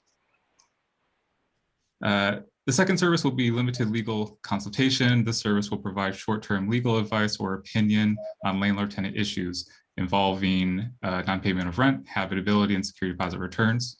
This assistance could take the form of a phone call, in-person meeting, virtual meetings, or letters. And this service can help educate the tenant on their rights and responsibilities and how to navigate some landlord-tenant issues without representation. In some cases, full representation may be warranted to help the tenant's housing stability. In eviction cases where non-payment of rent is involved, full legal representation can assist the tenant through the eviction process as determined by the legal provider. One correction on the slide. Instead of reading non-payment of rent eviction cases only for full legal representation, we should clarify that dual cause eviction cases where non-payment of rent is an issue would also be eligible for this service. If we go back 2 slides, I believe the action today is requesting authorization for the HOF Legal Assistance Program guidelines for tenants and homeowners. Thank you. So as I noted earlier, there was a comment in the Q&A that essentially is public comment. So I'm just going to read that, and it's very similar to the other public comment that we heard earlier on this topic. So I think we should address these questions. But Abby Ray Lacombe wrote, "We're all really excited about the new legal rep program, but it's really important that the current language is modified. Currently, it reflects that it will only provide legal representation to people being evicted for non-payment. Due to the CDC declaration, many landlords are moving away from evicting due to lack of payment and instead using breach of lease, oftentimes citing lack of payment as the breach, or using end of lease term. As we approach the one year with COVID, nearly everyone behind on their rent is also approaching the end of their lease term. For this program to best represent Pittsburghers facing eviction due to inability to pay, would be ideal to see the current language modified to exclude specific types of cases, for example, imminent threats to health and safety." So I'm going to, I don't know how to mark this over and move it to where people can see it publicly, but I think that's, first of all, it's correct, I think, right, that the Housing Opportunity Fund Advisory Board approved the guidelines in their current form, right? Jessica? So they did approve the guidelines, I think in their current form, except for some maybe just typo corrections and grammar corrections, but otherwise they approved them. They did ask us to look into they asked us to look into 2 things. They asked us to look into the dual cause, and our stance on dual cause is, if there are multiple causes, if one of those is financial, and through our housing stabilization program and the legal help that person can get current, then they do qualify for this program. The other thing they asked us to look into was mediation services for homeowners, which Jeremy and his team did a lot of research in the last couple of weeks and haven't found anyone that really provides that service. So that's why the mediation for homeowners isn't in there, but those are the two things they asked us to look at, and we will be corresponding with the HOF advisory board, to let them know how we are addressing both of those. But other than that, it's my understanding, Jeremy, that this is the version they saw, correct? Yes, it was only those two things that they wanted us to look at. Yeah, so including dual cause evictions makes a whole lot of sense. I mean, it feels like this is a $500,000, right? It's $500,000. 800,000. 800, sorry. So, I think we want to be able to help as many people as we possibly can and avoid as many evictions as we possibly can. I mean, I hear the concern about people being evicted, essentially for economic reasons, but that are where the landlord is masking that with other clauses, especially the end of lease term. Landlords refusing to provide somebody with a lease extension because they are behind in their rent, for example, essentially as an economic lease, even if it's called something different. But I don't know if we have and I think maybe one way that we could proceed here is to approve the guidelines into their current form and then revisit if what we're experiencing is significant numbers of people, still being evicted and who we want to help, but who are being turned away.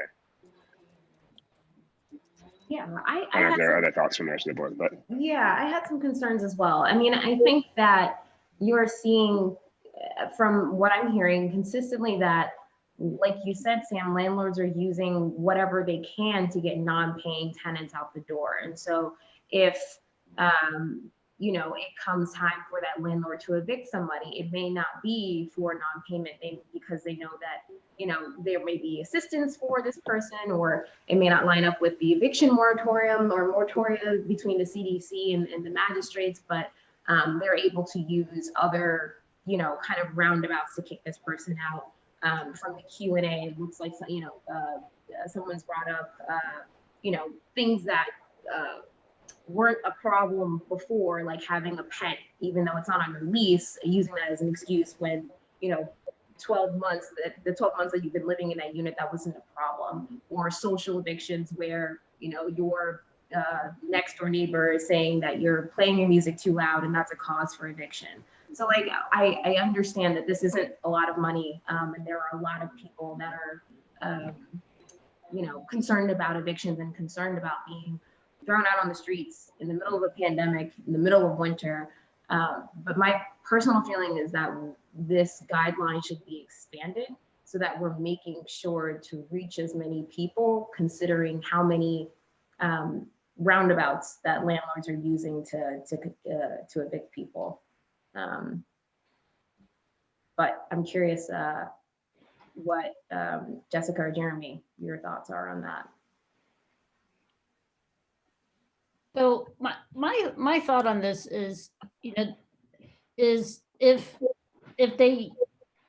there is financial reasons, but they choose to mask that by saying, breaking the lease or you have a pet or whatever, but there's still financial reasons. I mean, I feel like in theory, they should still be eligible for the program. And I just don't know enough about like the check boxes at the court system to be able to decide like how that will get routed, but it should be simple enough for the tenant to show their lawyer, whoever calls them through this program, well, he didn't check the financial assistance box or the financial box, but I didn't pay my rent these few months. And then as long as that can be substantiated somehow, and I'm sure it could be, then on the surface, it seems like they would still qualify for the program. Like if it's literally just landlords not checking boxes so they can get around the tenant being enrolled in the program, there should be a fix for that. I feel like we should still be able to work with that. I mean, Jeremy, do you agree?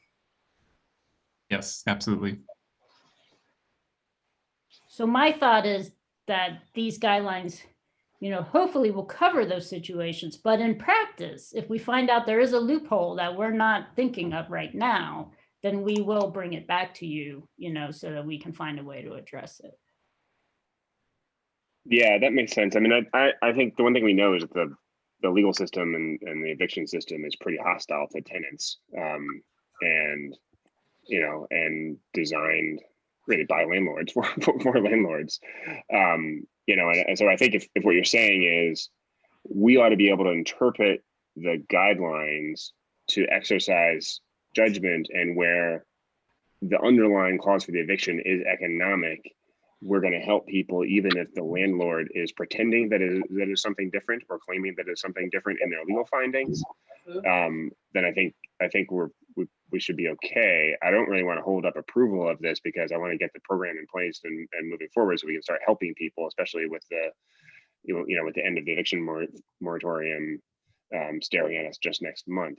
But I do feel like if what we're told by counsel or the legal services folks who are actually doing the work is that they're going to have to turn people away and not be able to exercise that sort of common sense judgment, then I think we're gonna have to come back and pretty as quickly as possible make that adjustment, because we ought to be here to help anybody who's got an underlying economic reason for their eviction, even if the reasons being presented by the landlord are something else.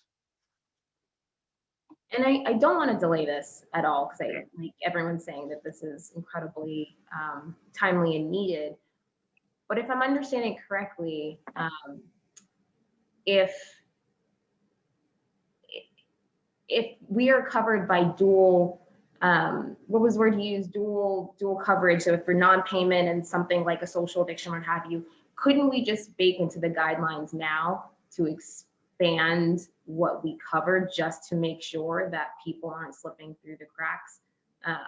My concern again is that it seems like landlords are throwing predatory landlords are throwing the book at tenants to get any reason, whether it's non-payment, whether it's again playing your music too loud, whether it's whatever, to get people evicted. And it just seems like if we're able to expand our guidelines, even if the majority of people are moving towards eviction for non-payment, if we expand our guidelines, we can ensure that people won't be turned away. Because as I understand it as well, they're not, there are very few places that do legal assistance for free or for low cost for folks. So I don't know if that was so much of a question or a comment, but it feels, if we're able to expand those guidelines now and not hold up voting on this, I would be appreciative. I guess I'm not entirely. Yeah, I mean, I hear you. I guess part of my question is like, is there a practical difference in the end between what we're saying we want and the suggestion, the legal language that was suggested in one of the public comment pieces, which was essentially excluding what we don't want to cover, which is probably a legal question more than anything else. Now, because the other option would be said to say, look, if what we're saying is we want to cover everything but evictions that are clearly for, for public health or public safety reasons or whatever, and anything else we're going to assume, or there could be some underlying economic reason for it, then that would be the other approach we could take. Or I suppose we could amend the guidelines and just give explicitly some, sort of guidance to the lawyers who are actually going to be working directly with the tenants to be able to, have a little bit of latitude and exercise some judgment. This is Nathan. I would say if the goal is to be clear, if the board's goal is to be clear, then the way to do it is probably to add a little bit of language to your resolution here, asking that the guidelines be revised, but not completely amended to clarify the. I don't want them to have to. I don't want it to be delayed and have to go back to the HOF board. And I think if we do it that way, we won't have to. Okay, that makes sense. I don't want to be delayed either, and nor do I think that we can, craft the legal language here in this public meeting. So what you're suggesting is amend the action that we're taking to direct staff to clarify in the guidelines that our intent is to cover any and all evictions where the underlying cause, even if stated by the landlord, is economic. That's correct. Yes. Does that make sense to others on the board? Could you say that for me one more time? So we would be approving the guidelines as presented with the caveat that we're directing staff to amend them to clarify that our intent is to cover anyone being evicted where one of the underlying causes is economic, even if not directly stated by the landlord.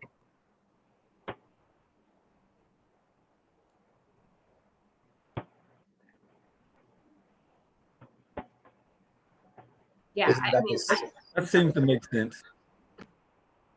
Doesn't that hit the dual clause idea? I mean, as long as economic is one of the conditions, then any other thing would also be covered. I mean, in theory, but I don't know, just because I don't know enough about the eviction system legally, is whether it's considered a dual cause eviction when the landlord says, like to Lindsay's example, right, we're evicting you because you've got a dog. Yeah, and the landlords and the tenants had that dog for the entire time they lived in the apartment, but and happened to have missed 4 months of rent. And the real reason they're being evicted is they missed 4 months of rent.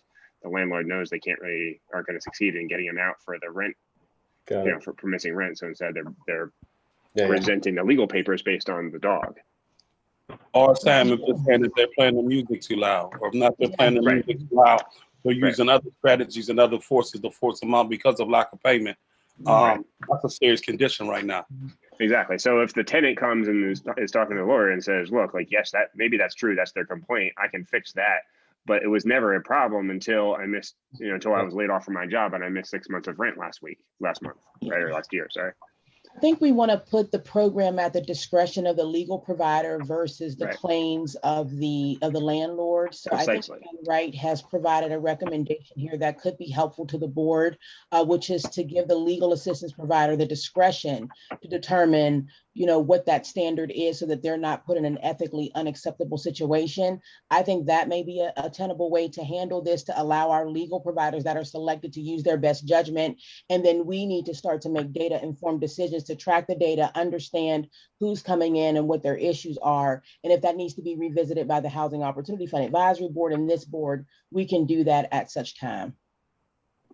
I think that makes sense and addresses some of the concerns of again, some of the roundabout ways that folks are seeing landlords bring up evictions against tenants.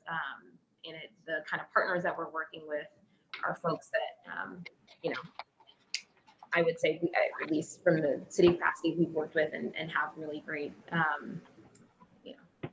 vision and are definitely mission aligned in what we're thinking. So that sounds like it addresses some of the concerns that have been brought up. We will have our legal team codify the intent of the board as we look at the record. So if you guys want to make a motion, we will ensure that it is stipulated that we are giving greater discretion to our legal providers to make common sense judgments about how to help folks. And we're not going to be prohibitive in, especially when there's a dual circumstance in how we do it. We'll allow the lawyers to help inform who should be helped and when. And we understand that the drawback could be that we draw down funding sources much more quickly. I think we've just got to be creative in how we try to fund this and keep this program moving. Yeah, I mean, like landlords are going to probably adapt, right? They're going to know that, that the tenants they're trying to evict are going to have paid for legal assistance if it's an economic eviction. So they might try to avoid that legal confrontation, by masking their evictions under other causes. And then going forward, are we able to include this on our dashboard? Obviously, some of this is, confidential, but just if there's a way for us to stay updated monthly on how this funding is being used, how many people are getting turned away. So to your point, Director, we can, kind of learn from any mistakes that we're making to include more people. That would be very helpful. Absolutely. We'll make sure that's included for the board and the public. Thank you. Plus, I'm not sure, but couldn't we draw a contrast to the point that, 9 out of 10, if they've been playing their music that way since they've been in there, this is nothing new. And also, if they had a dog for all this time, this is nothing new. So, I mean, if there's a pattern there, and if the pattern was okay before all this came about, it should be okay now.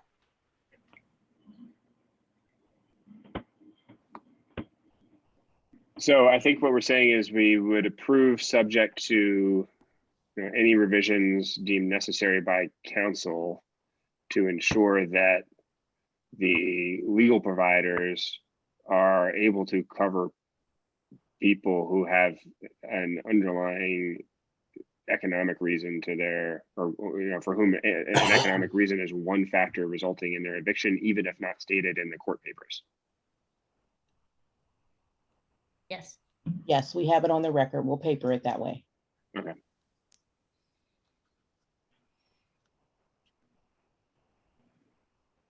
Any further discussion? Just appreciate the flexibility in the conversation. I think that, hopefully written like this, we'll be able to capture more people and be more, we'll be able to be more proactive in making sure that people have the legal representation and coverage that they need. So thank you, I appreciate it. Yeah, and thank you to the board. I just want to say quickly too, Jeremy and his team have done a really great job getting this out the door very quickly and meeting with all these groups. And the goal here is for us to issue the RFP to get the legal service providers, issue that RFP within a week so that they are under contract and in place when the moratorium expires on March 31st. That's great. So with the amendment that has been noted, is there a motion to approve?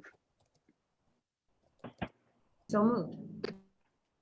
Second. Thank you. Any further discussion? All those in favor? Aye. Aye. Any opposed? Any abstentions? The motion carries. Thank you, board members. Yeah, thank you.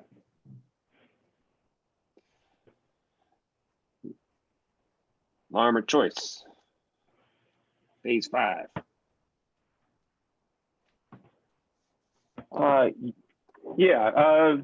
This is Dave Howe from the Pittsburgh Housing Development Corporation. The action today before you is proposal in form of contract for the sale of properties in the 12th Ward to the Housing Authority of the City of Pittsburgh, including Block 83M, lots 186, 187, and 188 for $1,500. Block 124N, lots 12, 14, and 15 for $1 plus cost.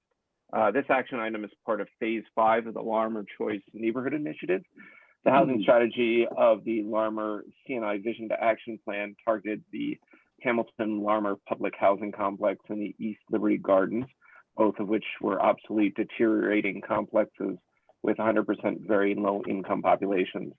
The strategy replaces all 155 units of 1-for-1 within the neighborhood as part of a 334 unit high quality, well-managed mixed income community. The objective of the final phase, Phase 5 of the C&I grant, is the construction of 3 standalone public housing replacement units for former residents of the Hamilton Larmer housing complex who could not be provided accommodations in the previous phases.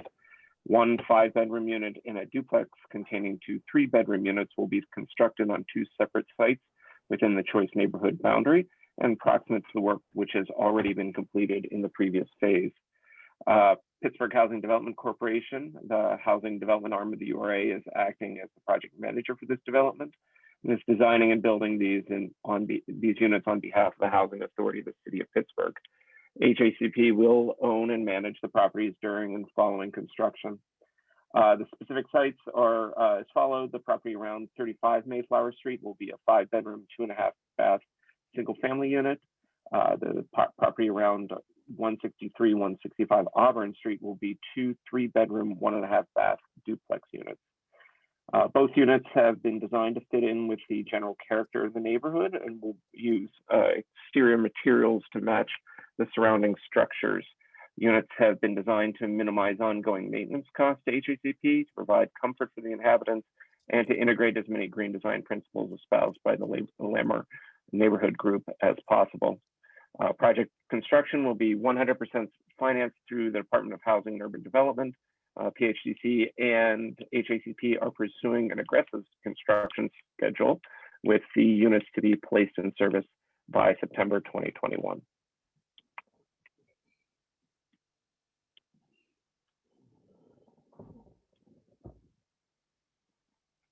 Okay, thank you. Any discussion about this one? Motion to approve. Great. Second. Motioned and seconded. Any further discussion? All those in favor? Aye. Any opposed? Motion carries. Thank you.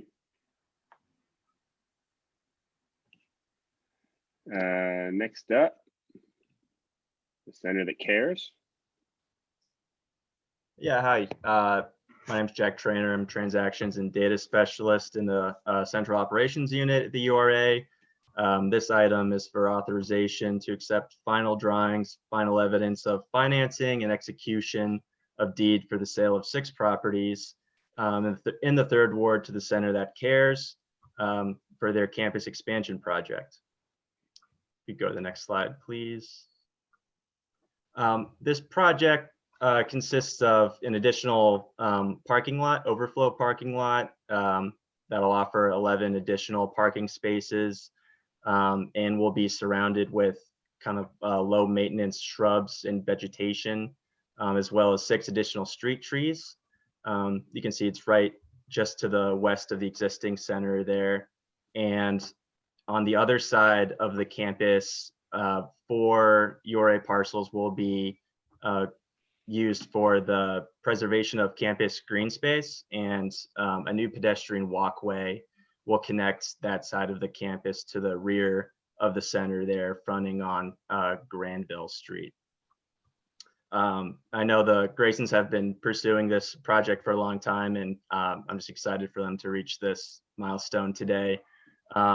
I believe Reverend Grayson is on the line with us. And I'd like to turn it over to him to offer any additional commentary and field any questions.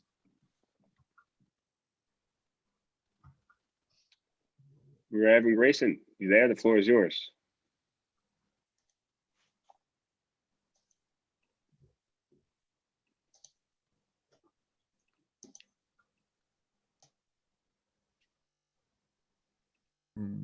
Maybe he's not. If he's not, yeah, go ahead. So no question. I didn't have any questions for him. I just really wanted to thank him for the Center That Cares and all the work that they do within the community. They're a phenomenal organization.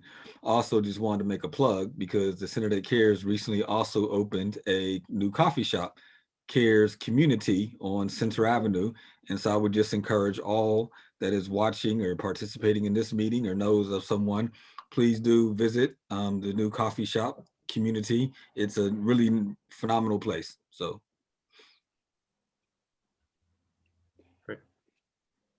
Amen. All right. Any other discussion, comments, motions to approve? So move. Second. Any further discussion? All those in favor? Aye. Any opposed? Motion carries. Thanks. Good afternoon. I'm Chuck Alcorn presenting today this action for a TRID planning study in the Manchester Chateau neighborhood of Pittsburgh. So a transit revitalization investment district, commonly known as TRID, is desired for Manchester and Chateau. And the first aspect of getting to that point is a planning study. a request for a proposal was released in November, and in early December, we received 8 proposals. A review committee made up of a variety of stakeholders decided in January to go with a firm, Interface Studios. And we're asking authorization to go into a contract with Interface Studios. And the City Planning Department of the City of Pittsburgh will be managing that, the project itself. Funding for the planning study will be coming from the NIF program, the Neighborhood Initiatives Fund, and also funding from Millcraft Investments. A steering committee made up of a variety of stakeholders will be helping guide Interface Studio through the process and coming up with a great plan for the neighborhoods to use in creating a TRID district. I know that Scott Page from Interface Studio is a participant on today's meeting, and also LaShawn from the Manchester Citizens Corporation, and Stephanie Joy from City Planning, if there are any questions. Again, no questions, but one, I do want to thank LaShawn in particular, well, Stephanie Joy and everyone who put this together. Normally, I would participate in these processes, but didn't feel the need to this time around because of all the expertise that was at the table and knows a whole lot more about this than I. And so they were able to navigate the process, and thank you, Chuck, as well. But what I will also say is a day ago, Manchester had a celebration for a lot of the development that's happening in Manchester. There's a lot of really wonderful development happening in Manchester. But towards the end, part of what they talked about was envisioning how to really begin reconnecting Manchester to the river. We've heard our president talk about wanting to do infrastructure, a major infrastructure bill, and doing this study and getting ahead of all of that will really help the Manchester community really re-envision how it connects itself to the river, potentially brings down the wall of which is Route 65, and really just brings this community even more to life than what it already is. So I just want to thank everyone involved for pushing this forward. Really well said. Yeah, I mean that Route 65, segregation of the neighborhood from the riverfront is another one of those decades old development mistakes that we're still living with in Pittsburgh. One of many where development decisions were made really with the goal towards getting people in and out of the city from the suburbs more than making the city of Pittsburgh a place for the people who are actually living here.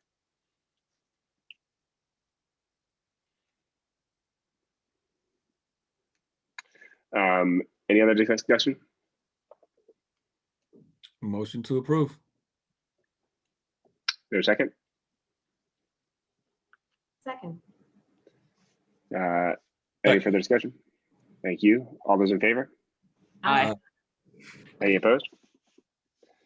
Motion carries. Thanks. Hunt Armory has a leaky roof. Okay, yes, we have Hunt Armory with a leaky roof, as it's been announced. So we'd like to enter into agreement for the stabilization of the roof with Leo Carius Construction Company for $190,400.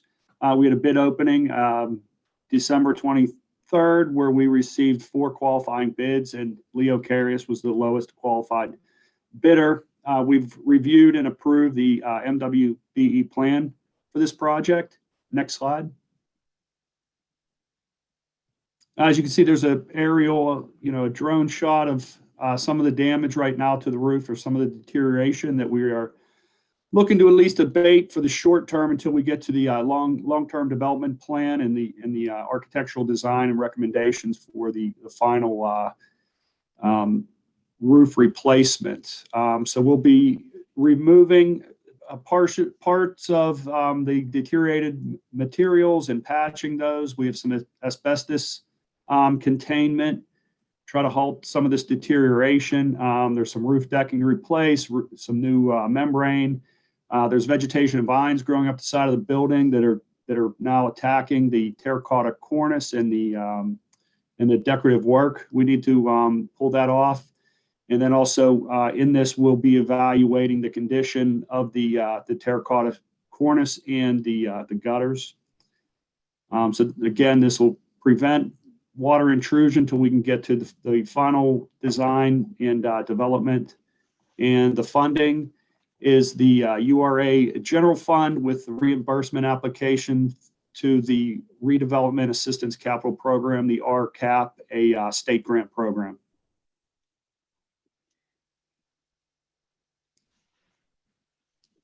Is there any questions? Probably not. If there are no questions, then a motion would be in order so we can fix the leaky roof. So move. And do everything else described. Motion, is there a second? Seconded. All those in favor? Aye. All right. Any opposed? Motion carries. Thank you. Thanks very much.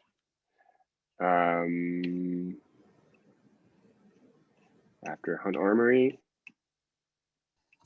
Hey everyone, the URA is requesting authorization here to enter into an agreement with the MWBE firm Amicello Construction Group for construction services and renovation of the existing buildings located in Pittsburgh's Larmer neighborhood at 25 Meadow Street in an amount up to $212,919 and at 501 Larmer Avenue in an amount up to $339,840. Thank you.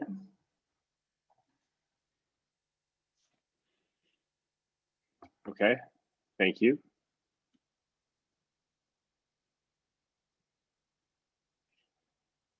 Any discussion? Any questions? Then I would entertain a motion to approve. So move. Is there a second? Second, with some brief discussion real quick. Yeah. And I haven't spoken with him, so I need to reach out and do that. But I just want to note that there's a development that we've been trying to have take place in the Upper Hill District, where it's my understanding that Amicello owns a building directly next to it that is in poor condition and also is partly on land that needs subdivided for us to move for sale infill housing that we've been working on for a number of years. So it just brought that to mind. So I will reach out to Amicello. I don't want to hold this up at all, but it brought it to mind. I just thought it's worth noting to the URA that we've been unable to move on a infill for sale housing development in part because of needing to work with Amicello. But so there's a motion and second on the table. That's important consideration. If your recommendation is to delay this until that is resolved, then you should note that before people vote. And then we can consider a different motion to table it for a month. I'm not going to make that recommendation. I understand the need for these to get done. It just brought it to mind, and so I'm sort of talking to staff at the URA out loud to remind me that we need to deal with this. Yeah, we will reach out to the principal after the call and try to get a meeting to get an update for you, Councilman.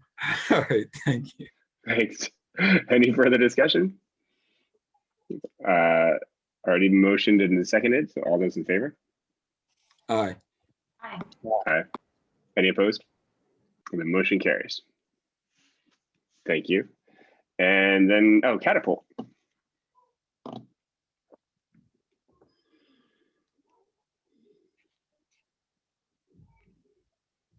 Josette, are you going to present this one?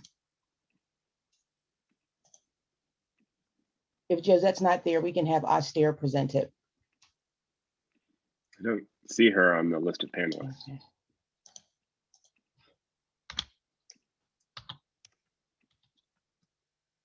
This is Tom. I can jump in. That's what I was just texting with Josette if you want me to present it.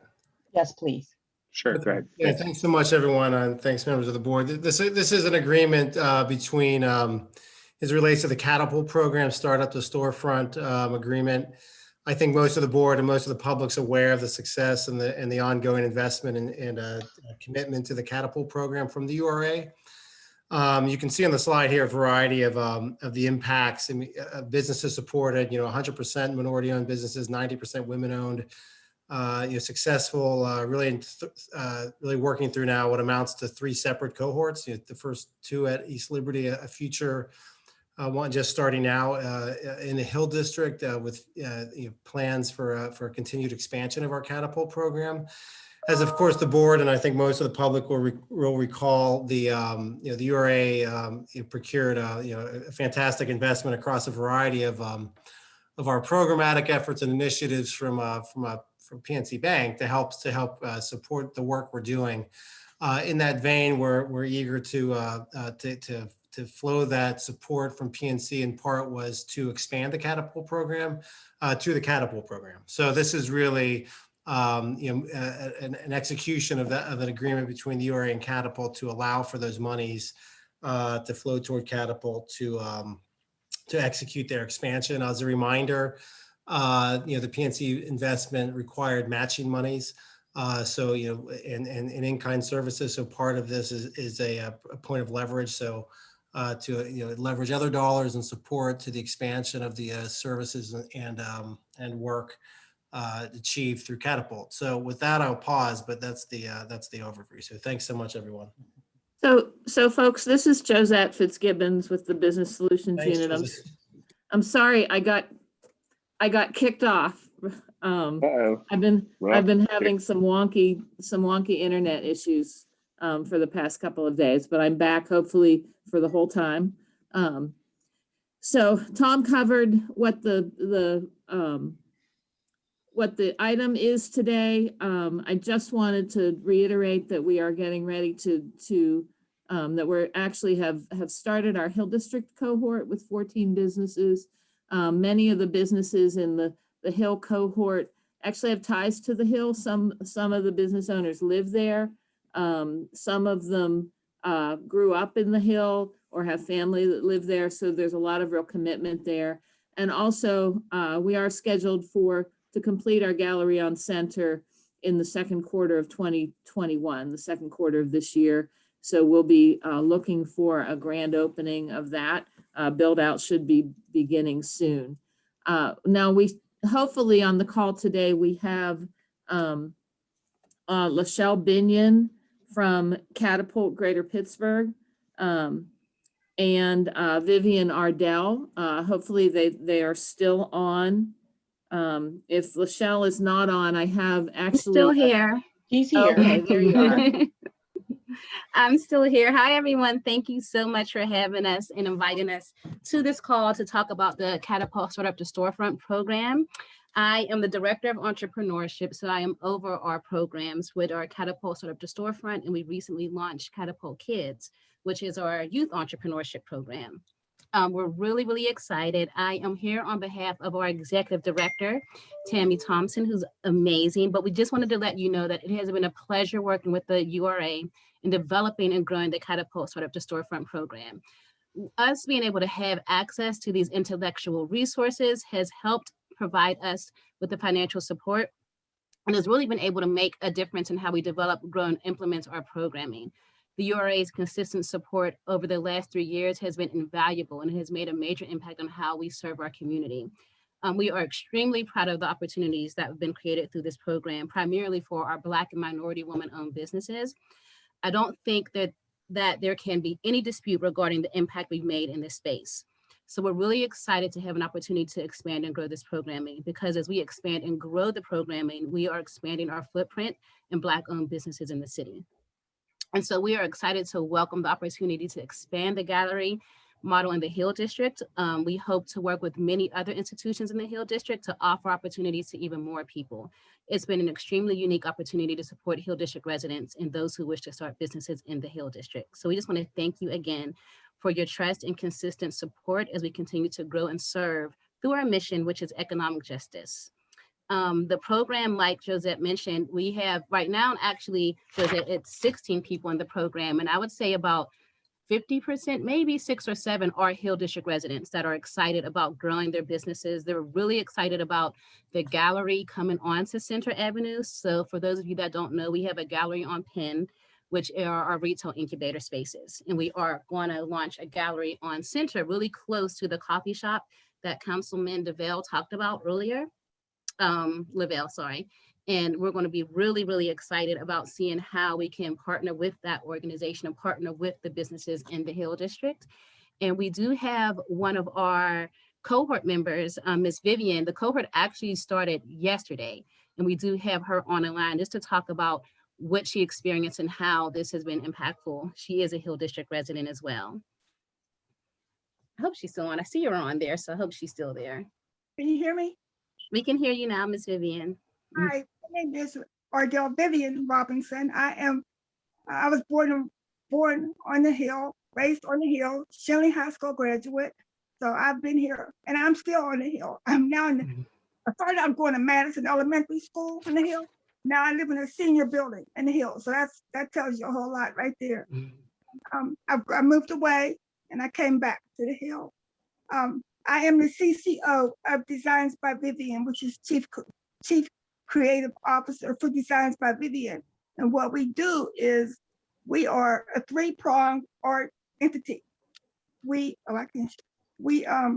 make embossed border note cards. I don't know if you can see. We make embossed border note cards using original photography on each card, and we leave the cards blank inside because the receiver will appreciate a card that you took the time to write a note in. I know, heaven forbid, some people should write a note, right? Much more than a card somebody picked up at the card store. Because I always say Hallmark doesn't know your grandma. So your grandma, your friend or whoever will keep this card a lot longer than they would if you just snatched it down at CVS. Also, some people buy these cards and they don't give them to anybody. They frame them and put them on the wall. So that speaks a lot to the quality of the work. We also make Afghans, huge Afghans. I don't know, huge Afghans for grown folks, and we make Afghans for people of all ages, actually. We do a lot of baby Afghans because every baby should have an Afghan. Thirdly, we also make waist beads. Waist beads are becoming very popular. And I found this passion to make these waist beads in the pandemic. So if anything, I have to thank the pandemic for giving me this new venue, for having me find something to do that would keep me from losing my mind while I stayed stuck up in the house and still make things that women love that are beautiful and that can make them feel good about themselves too. Because we all need something to make us feel good about ourselves. And you guys don't feel bad because men do wear waist beads. So, you guys, hey, I don't have a problem with it. We might not go with the turquoise, but I make these waist beads to order. So you guys out there, you want some waist beads, you just tell me what color you want and I'll hook you up.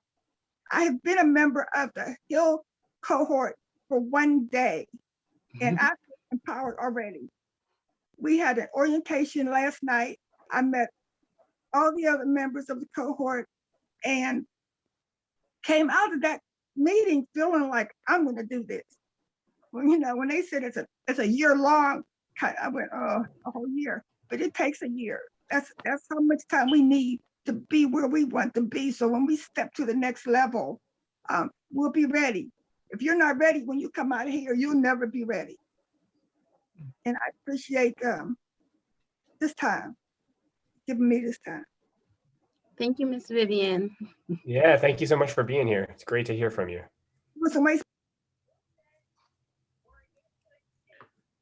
So, oh, go ahead. Sorry, Councilman. No, thank you. I was just going to make a comment, then a question. One to Ms. Vivian. Certainly, I'd be more than willing to take some of those cards because I need to write a whole bunch of thank you notes these days. So I'm willing to be one of your first customers. Two, this is really exciting to me to be able to bring this to the Hill because when I envision the businesses that are being trained here, I also envision what we're attempting to do to rebuild Center Avenue and a number of the developers who want to build storefronts along Center Avenue. And these are potential businesses that could be potentially occupy those storefronts in a year or two. And when you also think about the redevelopment of the Lower Hill District, to be able to take some of these businesses, hopefully in times being, and have them located on that site is really exciting to me, because that's what's going to make it such a unique and special site. Not that Starbucks or Dunkin' Donuts is there, but that Miss Vivian or other businesses like that are there. So my question then is to Ms. Binion. Can you highlight some of the businesses that have come through the East Liberty cohort? Because even when I think about, what is her name? Ms. Jasmine Bates, I believe. Yes. She's now in the Andy Warhol Museum. She's now The Fairmont Hotel. Fairmont Yes. Hotel. Like that is a shining example of what could be done. So for the people's benefit, could you just give a few sort of shining examples of who have come through this so that they can expect what's to come? Yeah, so in addition to Jasmine, who also was our inspiration for our Catapult Kids program, she owns Kenneth Duncan. So for those of you that want to look her up, she creates, well, she started off creating clothing for animals. So she loves dogs, and she has just an affinity for creating clothes for them. So she created clothes for them, and then COVID hit and she started making masks.